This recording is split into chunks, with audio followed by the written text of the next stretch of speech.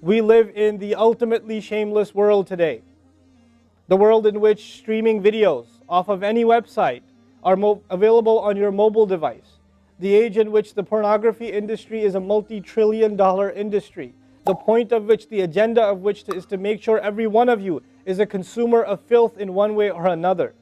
That every man, woman, and child is exposed to this stuff, and they're hoping you are, so you become addicted to it, so you become yet another consumer. Turning people into animals and perverts. And some of you, unfortunately, have that addiction. And you're watching this stuff online. And you're watching it and saving it on your apps and your mobile devices. And you don't feel bad about it anymore. You've justified it to yourself. And you feel bad about it once in a while, but you go back to it. And as a result, you think, oh, well, at least I'm not hurting anybody. At least I'm not doing it to anybody else. I'm just watching this stuff.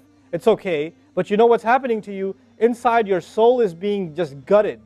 You have no soul left inside of you. So your prayers are empty and you can't even shed a tear in your salat because your heart is so devoid of the fear of Allah because of the filth you've been watching all this time. It's turned you from a human being into an animal.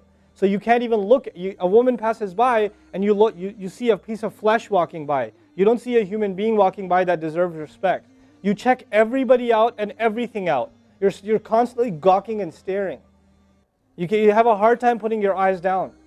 When you're on the subway, when you're on campus, when you're at work, you're walking down the street, you just can't help it. You see a billboard, you take a second look, you see a third look.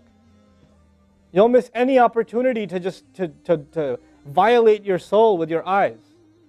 You're addicted completely. And then you say, brother, how do I get khushu' and salat? What world are you living in? What world are you living in? Ayyuhal ikhwa, my brothers. Specifically my brothers. And I know some sisters have this issue too. It's a sad reality. Allah says, whoever pursues their urges to be fulfilled outside of the halal, outside of the marriage, whoever pursues that, then they are engaged in an act of aggression. The question is, aggression against who? Because when you say enemy, then you have to say enemy of who? If they've become an enemy, who have you become an enemy to? Allah didn't mention a maf'ul bihi, no jar majroor, nothing related to it. You know what that means? They are an enemy to themselves, their family. They become an enemy even to Allah's teaching. These are the kinds of people. The most important asset you and I have is our hearts. And this shamelessness destroys the hearts. It destroys it. The most precious thing you and I have to preserve is our iman. And these filthy images is destroying your iman. They're tearing your iman apart. Don't let it happen to you. Do not let it happen to you. And I can only talk about this. I can't stop you from doing anything. And nobody else can. You will have to police yourself. You will have to control yourself. You'll have to make the decision, is my iman important enough? Is my salat important enough? Or should I just carry on and pretend? You know what I told you about jazur, right? When you come across evil, you just don't want to deal with it. You just ignore it. There's a lot of people like that. They hear this stuff and they don't deal with it. They just ignore it. And you're jazur. Then you're not from the musallin. Illa al-musallin. If you don't be from the people of jazur, from the jazureen. Don't be from them. The people who just leave it. They don't even deal with their problem. They run from it. And they cave in every time. And they're reactionary. And that's the beautiful thing about the beginning of this passage. Halu', reactionary. Usually we react to temptation. You react to an image and it leads you to a site, which leads you to something else, which leads you to something else. You're constantly reacting to things. You're supposed to learn to have the right reaction, and the right reaction comes when we become people of salat. And I know some of you have tried to quit before and you go back. And you've tried to quit before and you go back again. And you go back again. And you keep falling into that trap. I know some of you have done that. And you're struggling with it. But don't give up on yourself. Don't give up on yourself.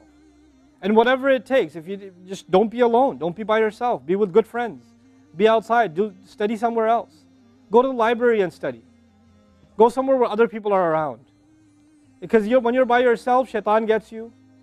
And if the fear of Allah isn't enough for you, at least the fear of other people will work for you. At least something's better than nothing. For those, I've said this in other talks before, for the parents here, if you have a computer in the house, please don't make it a laptop. Have a desktop in the house with a really big monitor. Get the biggest monitor you can find. Honest to God, and make sure your computer is in the kitchen or in the dining room. Don't put it in the living room. Don't put it in the kids' room. Don't put it in your bedroom. Put it in the dining room. facing the public. You want to do homework, do it over there. Though you can't move the monitor this way or that way. It's facing everybody. That's how you should have it. You know? This stuff, we have to take these precautions. Don't give your 11-year-old a smartphone. What were you thinking? That's not very smart. You know? Allah talks about the people who make salah, and He says, I'm describing the people who make salah because this is the mawsuf, al-musallin, then alladhina, all the alladhinas, all the asma' mawsula here are the wasf, the sifa of it, which means the people of salah are the people who protect their shame, are the people who fear judgment day, are the people who, you know, they are constant in their prayers. Now Allah says, now the human being will be informed. What did he make a priority out of? And what did he put on the back burner? That's the translation I'll prefer here. Bima qaddama, what did he give priority to? What took taqdeem for him? What was priority number one? What took precedence? وَمَا أَخَّرَ, and what could wait? What were the things that you put on the back burner? The crime of the human being isn't necessarily that he doesn't do a good deed. The human being says, it can wait. I can do it later. The crime of the human being isn't necessarily that he doesn't leave sin. He says, I'll leave it later. Or, let me do what I want right now. I'll do that later. I have time.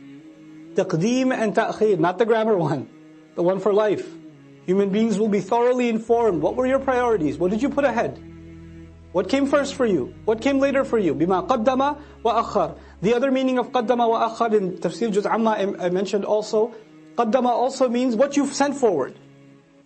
You've done deeds, you've done works, and every one of them are waiting for you.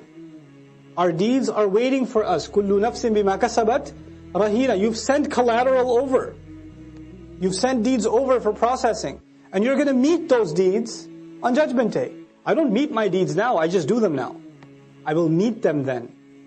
وَوَجَدُوا مَا عَمِلُوا حَاضِرًا. They're going to be standing face to face in front of their salats. If your salat was lousy, you'll be standing in front of a lousy salat, staring right at you. That's what it's going to be. If you were lying, cheating, backbiting, angry, arrogant, condescending, whatever you were, he's looking right at you in the face. And then you're going to say, Mali hadal kitab. That's the reality of it. Bima qaddama wa akhar. What did he make a priority out of? What did he put on the back burner? This is one of those life-transforming ayat. The human being will be thoroughly informed. This was your priority. This is what you spent time on. This is what you did with your free time. This is what you thought can wait. You had all these dreams. I want to memorize the Qur'an. What did you do for it? How many seasons of how many TV shows did you watch instead? That was a priority for you.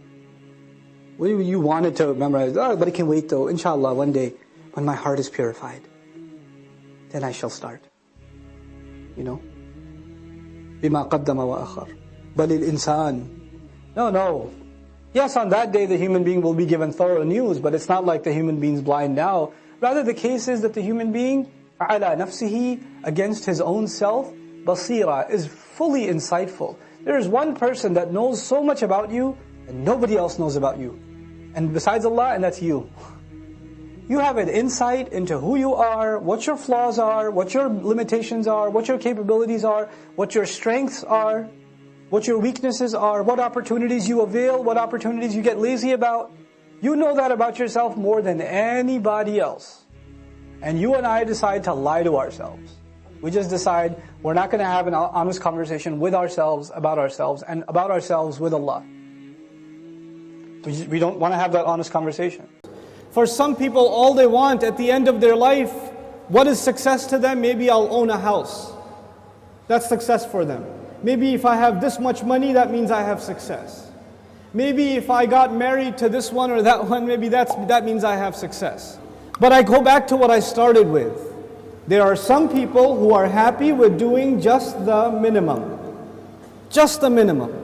But I am here to tell you, the young people in the audience today, Allah has blessed you, and I am telling you, He expects great things from you. He does not expect the minimum from you. There are so many Muslims, the only thing left of Islam is their name. That's the only thing left. They don't care about salat, they don't care about halal and haram. They're far from this deen. What can I do to further this deen? What can I do I shouldn't just be happy that so many people come and attend Jumu'ah. Does that mean everybody's heart is clean? Does that mean that we don't need any more reminder? Is that what that means? Or are there evils in our society? Are there youth that are turning towards drugs? Are there young people that are just living their life for no purpose? All they do is play video games and watch movies and go to sleep. And if you ask them for a purpose, they say, I want to graduate and get a job. Is that a goal? Get a job? Allah gave us such higher goals. Your job itself is a means to a higher end. But you know what? We are living in strange times. The people who need the da'wah the most today are the Muslims themselves. But even if you get a good job, but you don't do your job, you got the job, but you show up late every day. You got the job, but you don't finish any projects. You're sitting there at the desk wasting your time. You're going to lose that job. Somebody else will come and do it for you. You will not keep that job even if you qualified. Qualifications are not enough. You have to do the work. Allah Azza wa Jal is giving all of us, He's already qualified us. We are people of La ilaha illallah. We are already qualified. But that doesn't mean we're doing the work. If we don't do the work, if we don't concern ourselves, if we don't care, then you know what's going to happen. إِن تَتَوَلَّوْا يَسْتَبْدِلْ قَوْمًا غَيْرَكُمْ ثُمَّ لَا يَكُونُوا أَمْثَالَكُمْ. You turn away and Allah will replace you with a nation other than yourselves, and they will not be like you. They will not be lazy like you. And those are when young Muslim people have real iman, when young Muslims have real strength in their belief, then they have the power to change the world. They have the power to make the world a better place. But when young Muslim people don't have real iman, they don't have real conviction, then they are a waste of space. They are a waste of society, a waste of a generation. The only thing in their life, the most important thing in their life is when is the next movie coming out. The most important thing is when is the next iPhone coming out. The next most important thing is, man, I wish I had that car. That's it. Your life doesn't go any further than that. My teacher used to say that Islam is similar to climbing a mountain. You know, when you're climbing a mountain, you throw a hook and you climb. If you throw a hook not very high, then you will only reach that much. You can't reach any further. If your goal is money, if your goal is a six-pack, if your goal is a car, if your goal is a promotion, if your goal is entertainment, if your goal is girls, whatever your goal is, then you're only going to get that, you won't get anything else. But if your goal is something higher, to serve something more than yourself, you don't live a selfish life, you want to live for the sake of Allah and for the benefit of others, that's how you want to live, then you will benefit yourself definitely, but you will be honored in the eyes of Allah because you set your goal much higher. Our deen in this beautiful ayah, Allah Azza wa Jal describes it, قُلْ هَذِهِ سَبِيلِي. This is my path. A sabil is a path. And you know what? Allah did not say in this ayah, قُلْ هَذَا دِينِي. This is my deen. Tell them this is my religion. This is my Islam. This is my truth. This is my book. He didn't describe it with any other language except this is my path. And all of you know a path is like a journey. So Islam itself is being described as a journey in this ayah. What does that mean? That means in any journey you have to make progress, right? So even if you take one step, you are more closer to your destination than the day before or the step before. Every single moment you are making progress in a journey. And in this ayah, Allah's Messenger says, sallallahu alaihi wasallam, this religion of mine and this religion of yours and ours, Islam, is a journey, which means I am supposed to do something more for this deen than I did yesterday. And I'm supposed to do more tomorrow and more tomorrow and more tomorrow. I'm supposed to go further.